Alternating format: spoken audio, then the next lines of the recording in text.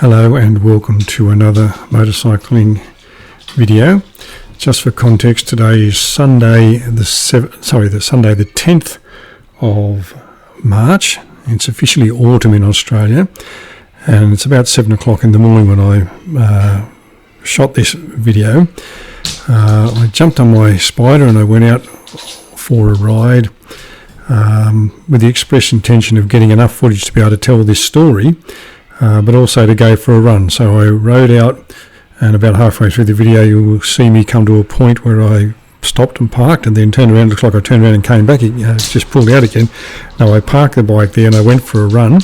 Came back about an hour later, got on the bike, reversed out and went back home.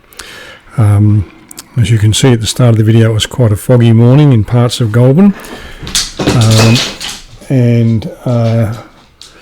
You'll probably see some scenery that you might have seen before if you've watched some of my other videos of driving around Goulburn.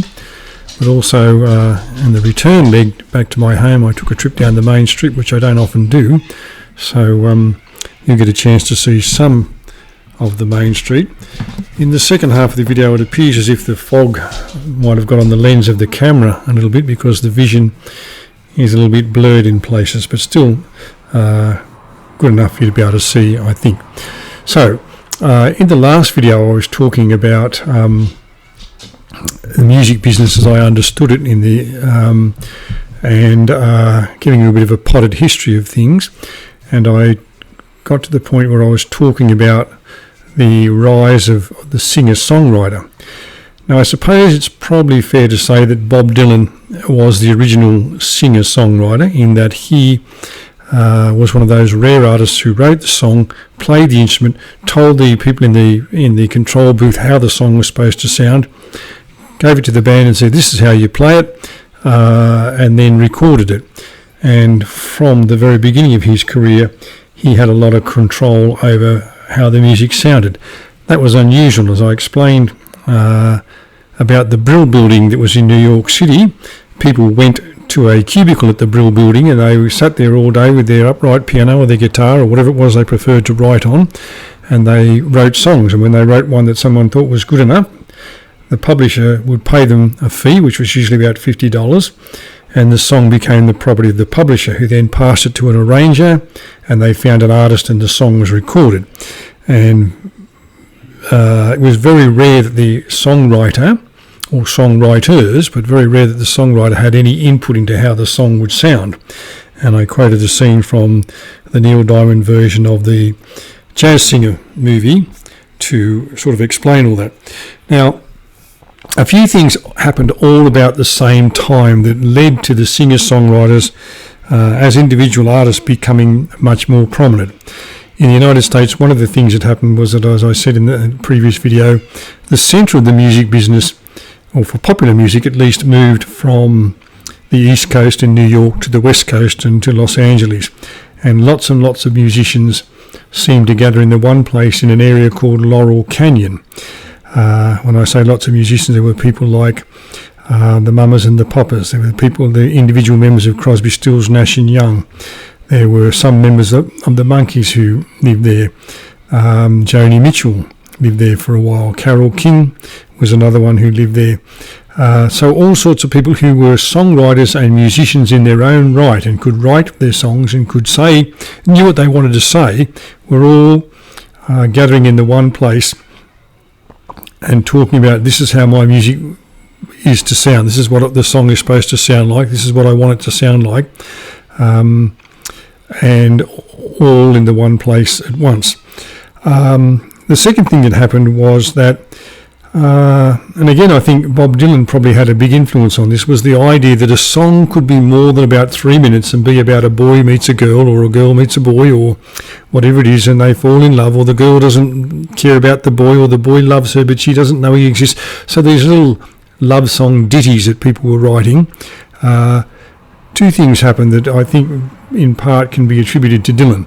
One was that a song could be longer than 3 minutes, and if you recall the Highway 61 Revisited album and the song Like a Rolling Stone, which was played on the radio and was a big hit for Dylan, it was about 6 minutes long. And at the time, as you quote from this Billy Joel from the song The Entertainment, was a beautiful song, but it ran too long. If you're going to have a hit, you've got to make it fit, so they cut it down to 3:05. So the idea that a song had to be 3 minutes long so I could fit in with the radio programming was broken. And also, and as I referred to this in the last video, was the idea that a song could be more than just a love song. It could tell a story. Now, of course, the folk song tradition that Dylan had come from had lots of stories about colourful characters from the past, but in the era of popular music, which was sort of best exemplified, I guess, by Lennon and McCartney, there were songs about "She Loves You," "I Want to Hold Your Hand," "Please Please Me," all those sorts of beautiful songs, and people loved to sing them and so on, but there was no story there. There was nothing but just have a bit of fun or things like that. And then, as I said in this last video, when Lennon and McCartney met Dylan, they realised that songwriting had a power. It could tell stories. It could tell about how you felt. It could tell about your inner feelings. Not about, I love this girl over here, but I've always felt insecure, or I'm overwhelmed by circumstances at the moment. Or songwriters could look at their own lives and they could look at their failings, perhaps their weaknesses, their demons. Not necessarily that they spent their whole life wallowing in self-pity, but they saw themselves as less than perfect human beings and hope they could be a little bit better and try and explain themselves and their behaviour and some of their doings through their songs. And so the idea was born that a song could tell a story, or not born but reborn, that a song could tell a story. And it was in this context that the artist that I chose to talk about became a success. So the artist I decided to talk about was someone a little bit obscure. You may not have even heard of him. People around in the early 70s, or mid to early 70s, and the up until the 80s probably have heard of him, but you may not have if you're not from that era. There's a guy called Harry Chapin. And Harry Chapin was born in New York and grew up in New York, and he was born in 1946. And he was something of a master of telling stories that mostly were, if I'm not saying semi-autobiographical, but was at least in part perhaps based on either people things that he had experienced himself, or people that he had met or come across during the course of his life.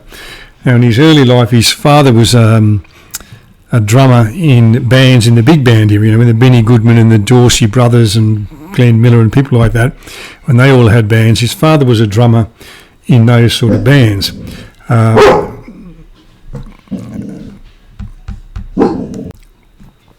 I should say, I suppose, before I go any further, that this is my sort of Wikipedia thumbnail sketch of Harry Chapin. If you know a lot more about Harry Chapin, if you feel that I've missed out a particular song or album or something like that, that was his greatest piece of work and I haven't given him credit for it, these are just my opinions. There's no research office here. There's just one guy who knows some things about music, does some research, and gathers his information and then tells you a story. And I don't mean to slight the person by any things that I miss. It's just an if at all it's an oversight. It's just me here talking about an artist and perhaps telling you about the same artist. And if you know more about the artist, then I'm happy for you. I don't want you to think that I've slighted that person by leaving out this particular thing that you think was the greatest thing that they ever wrote. So, okay, back to Harry and his musical career. As I say, he was introduced to music by his father, and at one stage, Harry and his two brothers, whose names I don't have, used to perform as a trio, and their father used to sometimes turn up and play with them. But the three brothers performing together it didn't last very long, and then Harry was sort of at a loose end and didn't know what to do with himself. And first of all, he decided he would go to the Air Force, and he tried to get into the Air Force Academy, and that didn't work out. I'm not sure if he got in and it didn't work out, or he didn't get in, but either way, it didn't quite work out the way he wanted it to. And then he decided he would be a documentary filmmaker, and that also didn't turn out to be quite as successful as he had hoped it would be. So it was about at that point that he decided, well, I'm going to have a musical career, I'm going to be a musician, and I'm going to have a solo career. And so his first album was released in 1972, and it was called Heads and Tails. It wasn't a huge commercial success. In other words, it didn't sell millions and millions of copies and wasn't certified gold or platinum of any of those things. It was played on local radio stations in Boston, and then he was invited to appear on the Johnny Carson show. Now, for those who aren't old enough to remember, Johnny Carson was around long before Jay Leno or David Letterman or any of those, Jimmy Kimmel or any of those people who do the late night talk shows. Johnny Carson was the guy who used to do the late night talk show and on TV. And Harry Chapin was invited on to his show to perform a song called Taxi. And I'll come to the song in a moment. It was such a success that he was invited back the next day to do it again.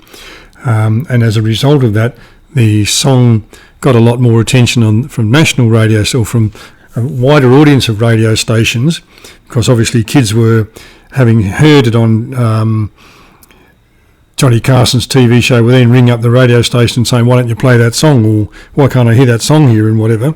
So radio stations picked it up and started playing it.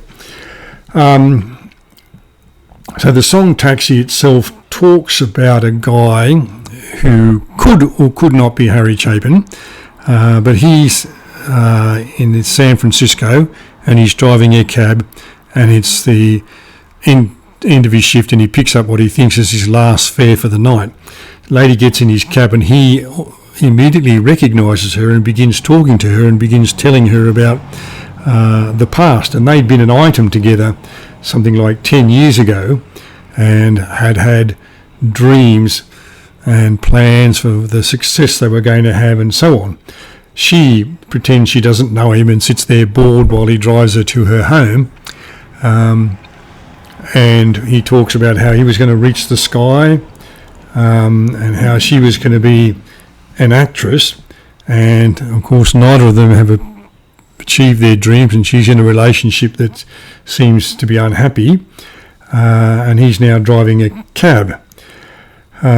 So finally he drops her at home and she recognises him, and he feels a little bit better now because she at least knows who he is and acknowledges that yes, they were an item at some point in the past. So it's one of those stories about, it's a song that tells a story then, but it's a story that could be semi-autobiographical.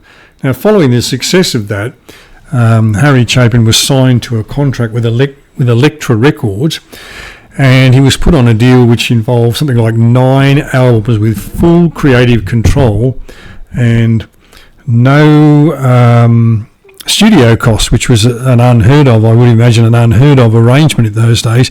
Both parts of it, that is, that he would have full creative control, especially as a new artist, and that he wasn't going to be charged for the time he spent in the studio. So the next album he recorded was called Snipers and Love Songs, and it was also released in 1972, and it wasn't even as successful as the first album, but it did provide a band called the New Seekers, which were based in England, with a song that became a hit for them, which was called Circle, All My Life's a Circle, Sundown to Sun Up, and so on. And again, looking at his life and saying, well, no matter how much my life appears to be different, it just appears to be a circle going around and around in a circle and coming back to the starting point and so on. So then he had a bit of a quiet time until his next album, Verities is Truths, and Balderdash is a sort of euphemism for rubbish and stuff like that, was released in 1974. And it provided Chapin with his biggest success. There was a song called Cats in the Cradle, and apparently the song was based on a poem that his wife had written. Now, you may be familiar with this song from a remake in I think it was the 90s, by a band called Ugly Kid Joe.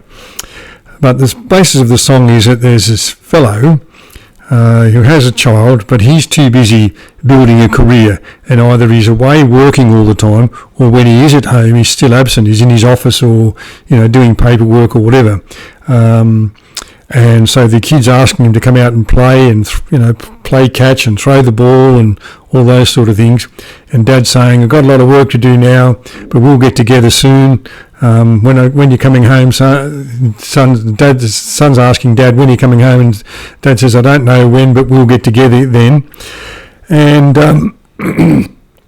eventually the son comes around to the idea that he's going to grow up just like Dad, because that's what dads do. They're absent and they miss all the opportunities to interact with their children. They're busy building a career and all that sort of stuff.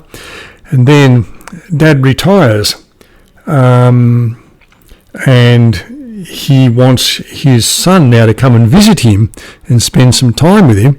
And the son is too busy. He says, well, yes, I can come and visit you, but I'm too busy to hang out with you. And can I borrow the car keys? See you later. Can I have them, please? And it's sort of the chorus of the Cats in the Cradle and the Silver Moon, Little Boy Blue and the Man in the Moon. I'm too busy now, but we'll get together then. We'll have a good time then. And it dawns on the father that the son has turned out just like him, and he's learned all the lessons that his father had taught him. So again, it's that sort of missed opportunity to bond with your child. Again, I'm not necessarily saying it's semi-autobiographical, because I don't know that from what I could find out, I don't know that that's how his father was. But you can see how that's a song that sort of perhaps resonates with a lot of people. Another of Harry Chapin's really big songs was a song called WOLD.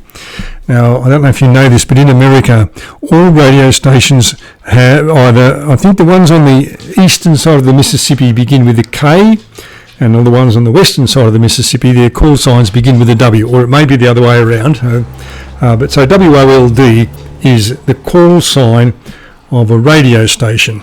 And the story in this song talks about a fellow who is going to be a big hit in the radio business. He's going to start a career in radio. He's going to have a career in radio, and he's going to be a really big hit. And now he's hosting a late night talk show on an obscure radio station that no one listens to.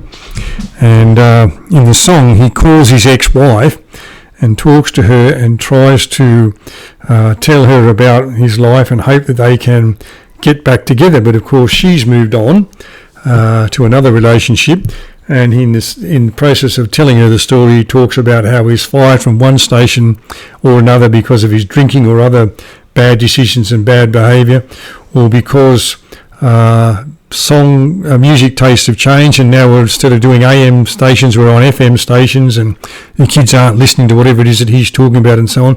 So again, it's a story of failed lives and missed opportunities, and so on. In my teaching career, I'll come back to that in a moment. And finally, the last of his songs that I wanted, well, not the last, but the second last of his songs that I wanted to talk about was a song called I Want to Learn a Love Song. And it's a story of a guitar player that was in the big time once, but now is broken down and is reduced to teaching guitar to earn a living. And he comes across this ad for a woman who's married to a concrete millionaire who says she wants to learn a love song, so he offers to teach her a few basic chords and teach her a love song. And in the process, he says that he's never been so clean, so he's drinking and he's drug taking, whatever else that is indulged in to ruin his career. He's now sort of cleaned all those things up and he's leading a better life. Now, I was going to mention my teaching career. I worked for the New South Wales Department of Education for nearly 40 years, and there were many times when new curriculum initiatives came to us and someone was required to introduce us to us and tell us why we should do this particular thing. And one of Harry Chapin's songs, which was called Flowers Are Red, was often used to point out to us the terrible things that we'd done with the previous initiative was no longer effective. And the story is essentially a little boy is asked to paint flowers, and he's supposed to paint the flowers red and the leaves green, but he doesn't see the flowers that way. He sees them all sorts of different colours, and the teacher goes off at him and says flowers are red and leaves are green, and there's no reason to see flowers any other way than the way they always have been. And the message is that whatever we've been doing before this new initiative has been stifling children's creativity, and we should stop doing it. So finally, Harry Chapin was a noted humanitarian. He was particularly involved in world hunger, and he served on the Presidential Commission for Hunger with fellow musician John Denver. Thank you for listening. I hope you've enjoyed my story through Harry Chapin's career, and I'll talk to you in the next video.